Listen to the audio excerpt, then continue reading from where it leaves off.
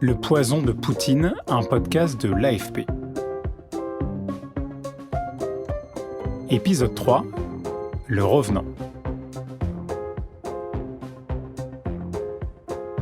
Je m'appelle Antoine Boyer. Et je suis Sarah Lou Lepers. Nous sommes journalistes pour l'agence France Presse. Nous avons produit ce podcast avec le bureau de Moscou.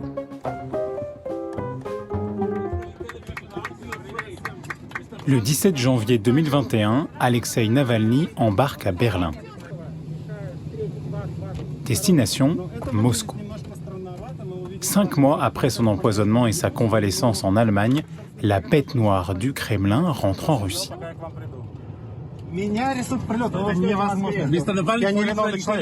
M'arrêter à l'atterrissage ? Impossible. Je suis un Russe en droit de rentrer chez lui. Tout se passera bien. Aujourd'hui, je suis très heureux. Je m'appelle Nikolai Kordjev. Je suis journaliste reporter d'images à l'AFP et j'étais dans l'avion quand Alexeï Navalny est rentré en Russie. Dès qu'il est monté dans l'avion, j'ai constaté le nombre de journalistes présents. Tout le monde s'est levé et a commencé à le filmer. C'était chaotique. Il était assis côté hublot, sa femme au milieu et sa porte-parole côté couloir. L'avion atterrit à Moscou vers 19h. Alexeï Navalny et sa femme Yulia Navalnaya marchent dans l'aéroport. Des photos et vidéos les montrent se tenant la main. Je filmais en lui courant après. Il a parlé aux gardes frontières. Je crois qu'ils ont pris son passeport.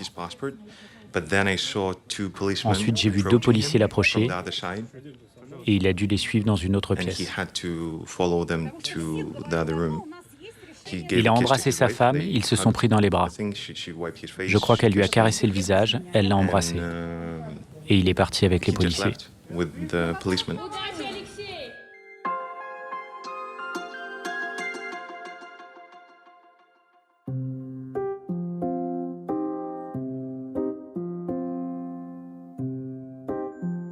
Alexeï Navalny est de retour à Moscou. Il sait qu'il risque la prison. Peu importe, il rentre malgré tout et il est immédiatement arrêté. Mais qui est donc ce personnage qui a choisi le bras de fer avec le Kremlin ? Pour essayer de comprendre, Antoine est allé rencontrer un vieil ami de Navalny. Et je vais à Sciences Po Paris, rue des Saints-Pères, où je vais rencontrer Sergueï Gouriev. Il est russe, professeur d'économie à Sciences Po.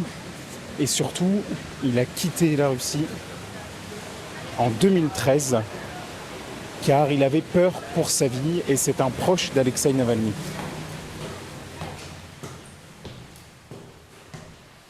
Bonjour. Merci, vous pouvez vous installer ici. Okay. Alexei est courageux, tout simplement. C'est son métier. Défendre ses valeurs, même si sa vie est en danger. C'est un héros hors du commun.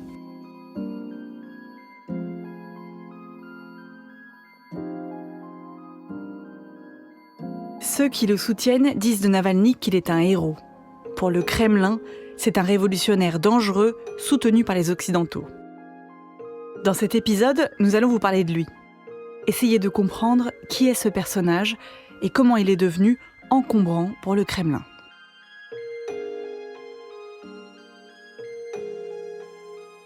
Alexeï Navalny est né en 1976 dans une petite ville de la banlieue de Moscou. Son père était officier dans l'armée, sa mère comptable, il a grandi loin de l'élite. Quand l'Union soviétique s'effondre en 1991, il est encore adolescent. Très jeune, Navalny critique déjà le communisme et prend position pour une économie de marché à l'occidental. En 2000, l'année où Vladimir Poutine arrive au pouvoir, Navalny a 24 ans. Il vient de terminer ses études d'avocat et commence à faire de la politique dans un parti d'opposition plutôt progressiste, Yabloko. Après quelques années de militantisme, Alexeï Navalny cherche à s'engager autrement. Il a la trentaine quand il rencontre Gouriev en 2008. Alexeï a cherché à entrer en politique de plusieurs manières, et notamment en devenant actionnaire militant. Navalny achète des actions dans les grandes entreprises étatiques. En tant qu'actionnaire, il essaie ensuite de contraindre ces groupes réputés corrompus à plus de transparence. À cette époque, Sergueï Gouriev siège au conseil d'administration de Sberbank, la plus grande banque de Russie. Alexei m'a écrit pour me signaler une transaction suspecte. En tant que membre du conseil d'administration et représentant des actionnaires minoritaires, il voulait que je contacte la direction. Et c'est ce que j'ai fait. J'estimais que c'était mon devoir de protéger les intérêts des actionnaires. C'est comme ça que nous avons commencé à échanger en 2008. Depuis, nous nous sommes rencontrés à de nombreuses reprises et nous sommes restés en contact. Alexei Navalny publie ses découvertes au fur et à mesure et commence à partager des vidéos engagées sur YouTube. Petit à petit, il se construit une audience fidèle.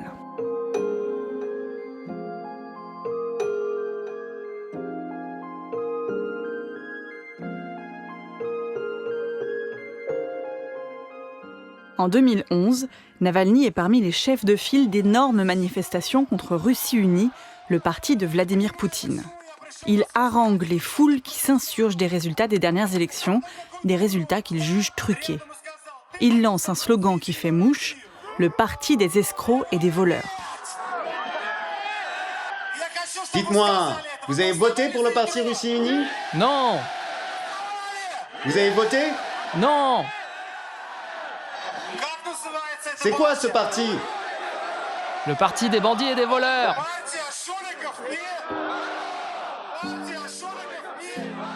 Depuis le début de l'ère Poutine, jamais des manifestations n'ont rassemblé autant de monde. Et le rôle de Navalny dans ce mouvement pose les jalons de sa candidature pour l'élection du maire de Moscou 2 ans plus tard, en 2013. C'est à ce moment-là que j'ai compris qu'il serait la personne la plus intéressante du paysage politique russe pour de nombreuses années. Le photographe russe Yevgeny Feldman suit l'opposition politique depuis plus de 10 ans. Il y avait un vide médiatique autour de Navalny. Il n'y a pas beaucoup de médias qui veulent le suivre ou qui peuvent le suivre pour des raisons politiques. Tous les médias contrôlés par l'État l'ignorent, donc il y a un manque important de couverture. Cette faible couverture médiatique n'empêche pas Alexei Navalny de remporter 1/3 des suffrages. Pas assez pour gagner l'élection municipale, mais suffisant pour mettre les autorités dans l'embarras. 3 ans plus tard, fin 2016, Alexei Navalny annonce qu'il sera candidat à l'élection présidentielle. En campagne, il organise des meetings partout en Russie. Il étend ainsi son réseau bien au-delà de la capitale. Nous nous présentons pour gagner, pour changer de régime, pour former un gouvernement et travailler pour les citoyens. Pour qu'ils s'enrichissent et vivent mieux, pour donner une perspective à des millions de personnes. C'est de ça dont le pays a besoin.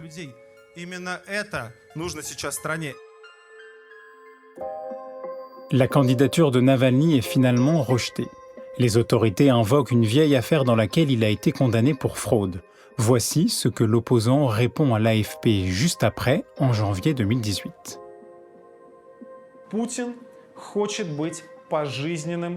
Poutine veut devenir à jamais l'empereur de la Russie.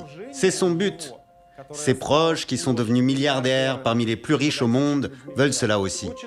C'est pour cela que la lutte contre eux ne s'arrête pas avec des élections.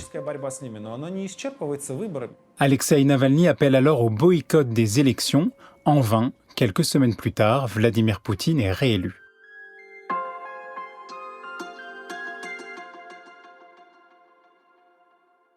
Quand Alexei Navalny dit que la lutte politique ne se limite pas aux élections, il fait référence à un élément central de sa carrière.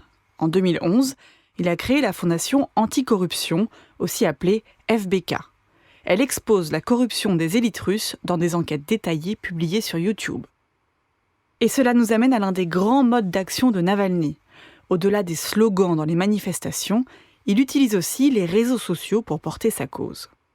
Voici l'analyse de Maria Lipman, experte de la Russie qui habite à Moscou et qui travaille pour l'université américaine George Washington.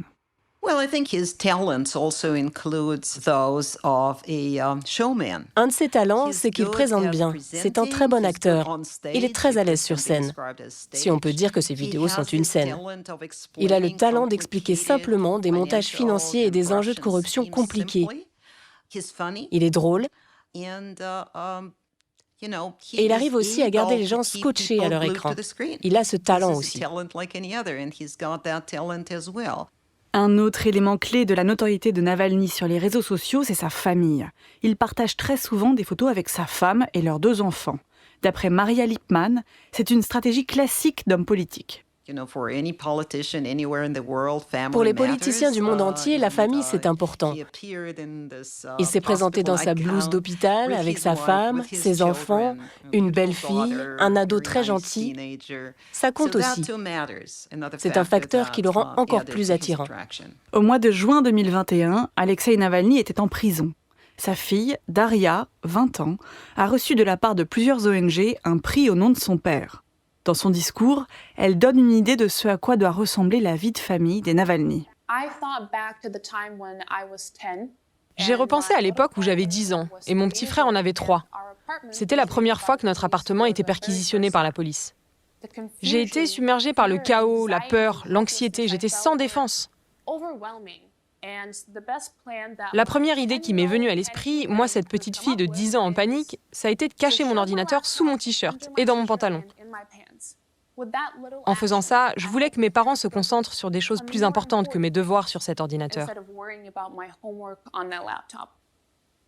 Sur Instagram, Alexeï Navalny maîtrise sa communication. Mais Internet a gardé la trace de moments controversés de sa carrière, une époque où Navalny employait des arguments xénophobes pour défendre ses opinions politiques. La plupart de ces vidéos sont encore en ligne, comme celle-ci, par exemple, publiée en 2007. Bonjour, aujourd'hui nous allons parler de lutter contre la vermine. Navalny est présenté ici comme, je cite, un nationaliste certifié. La vidéo est un montage avec des insectes monstrueux représentant des combattants islamistes de la région du Caucase. Que faire face à un cafard trop grand ou une mouche trop agressive? Dans ces cas-là, je recommande le pistolet. Même certains de ses amis, comme Sergueï Gouriev, reconnaissent que ses commentaires étaient xénophobes. C'est raciste.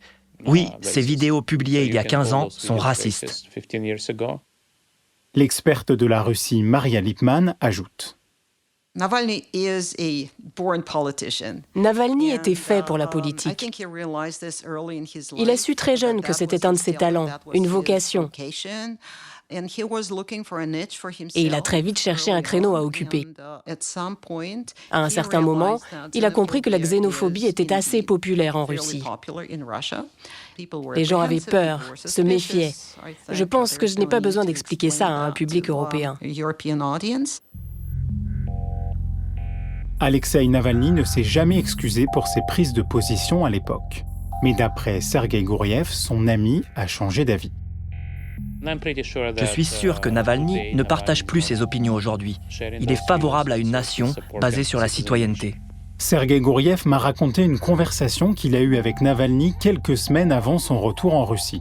Son programme politique n'avait alors plus rien à voir avec cette rhétorique nationaliste.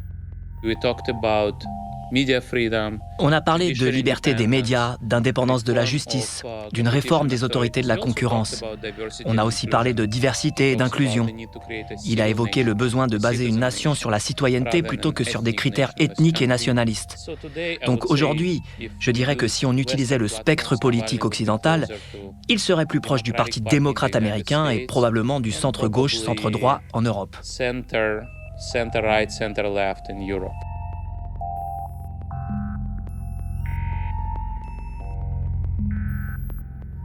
S'adresser aux Russes n'est pas chose facile pour Alexeï Navalny. Des millions de personnes le suivent sur les réseaux sociaux, certes, mais il est complètement banni des chaînes publiques de télévision, une caisse de résonance incontournable en Russie. Ses alliés estiment que cet accès interdit a un impact très négatif sur sa popularité. Valérie Fiodorov dirige FTSIOM, un institut de sondage d'opinion proche des autorités. Il explique, en septembre 2021, que la cote de popularité d'Alexeï Navalny tourne autour des 3%. Il y a un peu plus de sympathie pour lui de la part de la jeune génération, qui commence dans la vie. Pour eux, les valeurs morales, l'honnêteté, sont plus importantes que pour la génération précédente, qui a vécu dans les années 90. Mais cette jeune génération n'est pas très politisée et passe facilement de la politique à autre chose. En janvier, ils s'inquiétaient pour Navalny. Aujourd'hui, ils l'ont oublié depuis longtemps. Et pas besoin de chercher longtemps pour trouver des gens qui n'ont pas confiance en Navalny. Notre collègue du bureau de Moscou, Jonathan Brown, s'est rendu devant la prison de Pokrov au mois de mars dernier, juste avant l'arrivée d'Alexeï Navalny. Il a interrogé les habitants de cette petite ville et ils sont loin d'être tous soutiens d'Alexeï Navalny. Peu importe dans quelle prison il est, l'important c'est qu'il soit en prison, pour ce qu'il a fait. Les autorités russes tiennent à peu près le même discours. Pour elles, Alexeï Navalny est un criminel. Voici à nouveau Pierre Tolstoï que vous avez déjà entendu dans l'épisode 2, un des pontes du parti Russie Unie de Vladimir Poutine. Aujourd'hui, l'histoire de Navalny, c'est l'histoire de quelqu'un qui a perdu un peu toutes ses limites et en violant la loi, aujourd'hui, il est dans la prison. C'est dommage parce que c'est un garçon qui pourrait être un politicien très intéressant sur le champ politique russe. Mais c'est comme ça parce qu'il a choisi de lutter, comme il dit, contre le régime sanglant, de lutter avec toutes les méthodes possibles, imaginables. Ça ne marche pas comme ça, malheureusement, dans les pays civilisés. Vous avez entendu Alexeï Navalny qualifié de héros, de nationaliste et même de criminel. Quels que soient les termes employés, il reste l'opposant le plus encombrant du Kremlin dans une opposition toujours plus clairsemée. C'est peu ou prou ce que dit Yevgeny Feldman, ce photographe qui a suivi la vie politique russe des 10 dernières années. Avec le temps que j'ai passé à suivre l'opposition russe, j'ai compris que seulement quelqu'un comme Navalny, avec sa personnalité, pouvait être un leader de l'opposition en Russie. Yevgeny Feldman donne alors une liste édifiante d'opposants politiques qu'il a photographiés. Tous ont disparu, tués, exilés ou oubliés. D'après lui, Alexeï Navalny est le dernier qui assume une opposition frontale. En théorie, il y a de la place pour d'autres figures d'opposition, mais il n'y a pas d'autres leaders à la fois indépendants, populaires, vivants et toujours en Russie. Personne sauf Navalny. Et je crois que sa personnalité fait de lui quelqu'un d'unique. Bien sûr, il est peut-être pas très empathique, ni calme ou poli, mais il plaît malgré tout. Et de toute façon, je ne vois personne d'autre.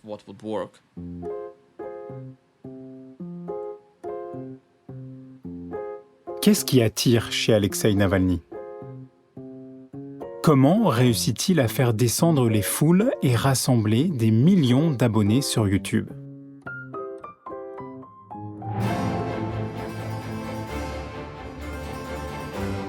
Juste avant d'être envoyé en prison, Navalny a sorti son Joker, le Palais. La musique que vous entendez est la bande originale de ce qu'il a appelé l'histoire du plus grand pot de vin au monde.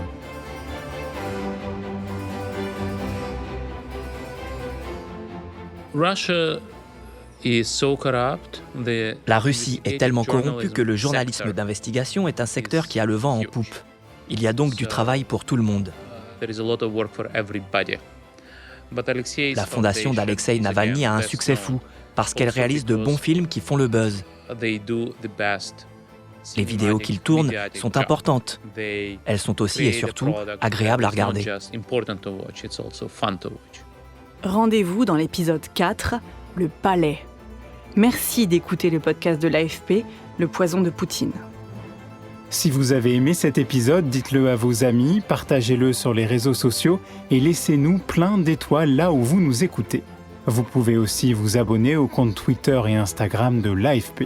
Je m'appelle Antoine Boyer. Et moi, Sarah Lou Lepers. À tout de suite pour l'épisode 4 de cette série, Le Palais.